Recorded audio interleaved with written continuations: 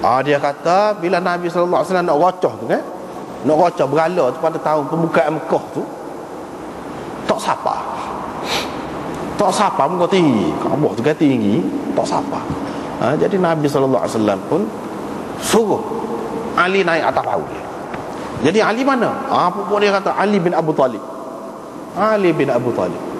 Hak sebetulnya Ali anak Abul As tu, anak Zainab tu, cucu Nabi, dah besar. Pada ketika tu ramai ahli sejarah menyebutkan dia hampir balik. Pada tahun pembukaan Mekah, tahun ke-8 tu, hampir balik. Nabi SAW akad dia, suruh dia rocoh. Nasabah lah muka kecil, cucu ni menatuk pahlawan gitu semua, tak? Naik atas bahu tua dah. Ada kepatut sepatutnya tua lah naik. Ni pahlawan Asadullah, ya tak? Tiba-tiba lagu tu. Tapi oleh kerana kalau dia lock ni, nescaya akan nampaklah kelebihan cucu Nabi yang lain. Dia tukar. Dan bukan nama Ali juga kan? Dia tukar. Itu benda ni ada dalam kitab Mustadrak Hakim pun ada. Dalam kitab Mustadrak Hakim pun ada. Tapi cerita dia lagu lain sikit. Walau bagaimanapun itulah asas dia. Lepas pada tu senyap. Ada kata lepas pada tu mati, gaduh nak mati kedua ni cucu-cucu Nabi yang lain. Apa cerita tu? Hak sebenarnya tak mati, dia perang di zaman Sayyidina Abu Bakar. Perang di zaman Sayyidina Umar. Situ baru mati. Dalam perang Yarmuk baru mati di Yarmuk. Tu cucu Nabi. Seorang pahlawan besar begitu mujasa tu, pergi perang. Cucu sulung Nabi sallallahu alaihi wasallam. Hak tu dalam sejarah tutup. Tu cerita. Imam Zahabi kata ramai anak dia boleh dengan Sayyidina Ali. Boleh anak. Tapi sejarah ni bercelaru. Hak ramai lebih ramai kata tak ada anak. Tetapi orang hak cerdik, hak lia-lia ni dia kata dah boleh anak ramai. Lepas pada Sayyidina Ali mati, Umamah ni nikah dengan orang lain pula, dengan Mughirah bin Nawfal, boleh anak pula. Jadi maknanya ramai cucu-cucu Nabi ni tak putus, ada zuriat. Dia tujuannya nak putus. Dia panjang cerita. Anak Sayyidina Osman tu dia kata kena patuk tu. Kau ayah tu mati tu lah. Ibnu Ishaq dia kata mati ketika duk nyusu lagi. Jadi kalau orang nak tahu duk nyusu lagi kau. Orang nak tahu nyusu lagi kau. Dia kata duk nyusu lagi. Tapi dia tak ayat kena patuk kaya tu. Mari hak lain ayat kena patuk kaya. Patuk kaya kita kata dah ada kau orang mati ki patuk kaya. Kalau budak nak sabar sebab tu dia akak. Jadi nak tahu hak sebenarnya pada ketika tu hak dikatakan mati tu pada tahun yang ke-4 semua ulama kata. Hak mana kata mati tu mati tahun yang ke-4 Hijrah. Sedangkan dia ni lahir bila dia pergi ke Habsyah tahun yang ke-5 atau ke-6. Mana umur 12 tahun. Bukan 6 tahun.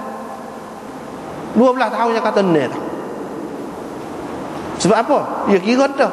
Kalau kata 12 tahun, budak 12 tahun cucu Rasulullah pula ni. Cucu Rasulullah gagah. Apa mati ki patuk kaya. Sebab tu dia kurang umur. Biar munasabah sikit. Sebenarnya tidak. Mas'udi Syiah 76 tahun dia kata umur Abdullah Sani 76 tahun. Lepas pada tu bila 76 tahun tu ni kening ni jadi redup dah, teduh dah kening. Mari ayah patuk muka tu mati dia okey tu. Holok dah kata lagu tu.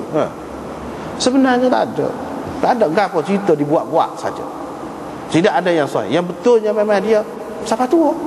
Boleh anak pinak, boleh anak cucu Paklan ni. Ada anak cucu dia. Di Afrika, di Sepanyol, di India, anak-anak cucu dia ada. Dia kata tak ada. Mati umur 6 tahun. Itulah. Benda ni banyak sejarah ni banyak tak betul. Banyak tak betul. Banyak tak betul. Jadi kita kena beringatlah. Kena beringat. Jadi hak kata riwayat hak kata Dzul Yadain ini mati pada zaman Muawiyah Macam mana kata mati dah pada perang Badar tu? Ni yang mati ni zaman Muawiyah, itu tidak sahih riwayat itu. Tu. Bila tidak sahih, jadi yang tinggal hak lebih sahihnya hak ni. Hak mati perang Badar tu lah. Habis cerita. Lepas tu Abu Hurairah kata ni, sebab kita kata tadi lah. Selesai masalah.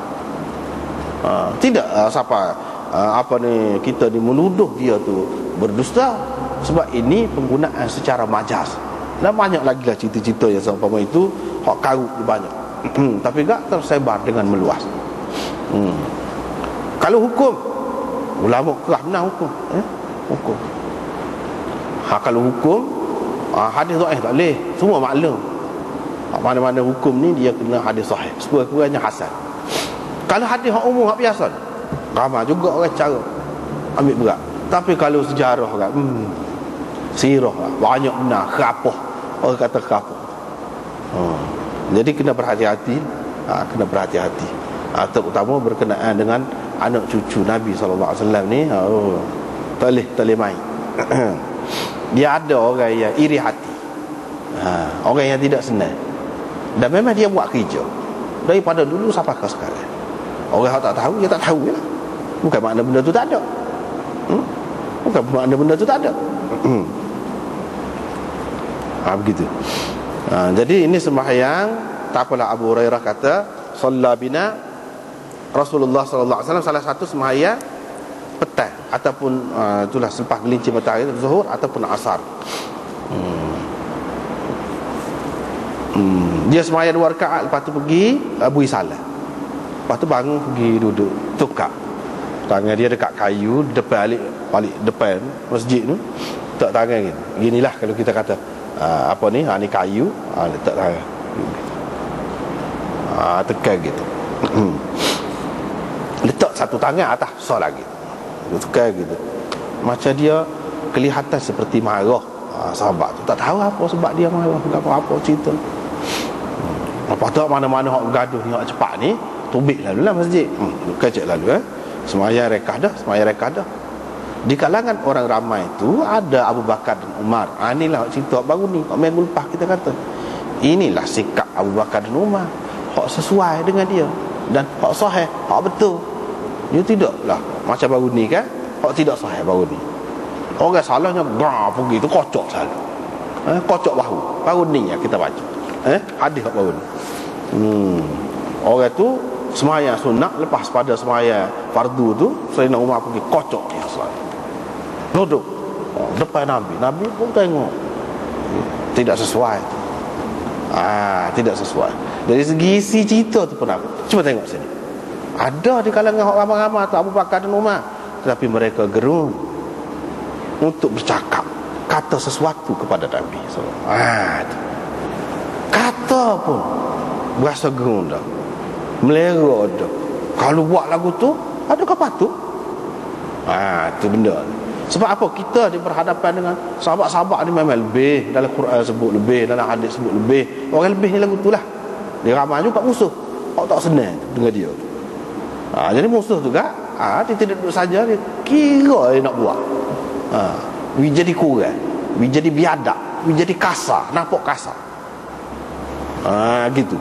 Itulah yang kita tengok pada sejarah Sayyidina Abu Bakar, Sayyidina Umar, sahabat-sahabat ni kita tengok, kena beringat sikit. Kalau hak sahih, lagu ni, cuba tengok. Lagu ni. Dia berasa gerung nak bercakap dengan Nabi sallallahu alaihi wasallam. Tiba-tiba bangun satu orang. Hak Nabi sallallahu alaihi wasallam selalu duk panggil dia Dzul Yadain. Ada orang kata sebab panggil Dzul Yadain sebab tangan dia panjang pada orang lain lah. Ada yang kata Dzul Yadain tidak sabit tu sebab dia boleh guna dengan baik kedua-dua belah tangan dia serupa. Serupa. Setengah-setengah orang kan dia gagah balik kanan, kita kata lebih sedap ataupun lebih pandai. Kalau balik kanan, kalau balik kiri tak jadi. Alik kiri hak comel, tulisan alik kanan sat comel, tak kira alik kiri huduk tak jadi. Itu hak banyak ke orang. Ataupun sebaliknya, dia ni tidak. Mana kalau main pedang, kau main gapo, kau dia bisa kedua-dua belah. Gitu. Itu sebab dikatakan Dzul Yadain. Dia kata, wahai Rasulullah, engkau terlupa kau atau sembahyang ni dikurangkan? Diringkaskan. Nabi SAW kata, tak ada terlupa, tak ada.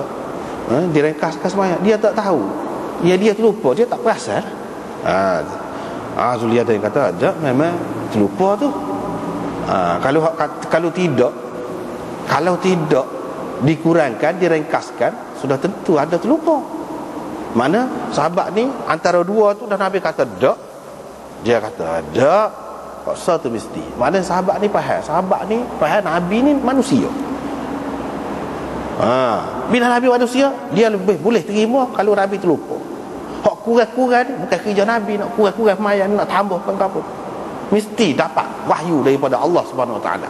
Barulah dia kurang kau, dia buat lagu mana ke baru. Dia tak akan buat sendiri dia. Itu tugas dia sebagai rasul. Hak tu.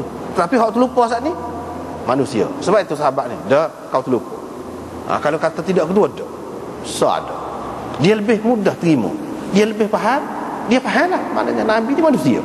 Hak ni boleh. Hak ni tak boleh. Kalau lagu tu. Gitu.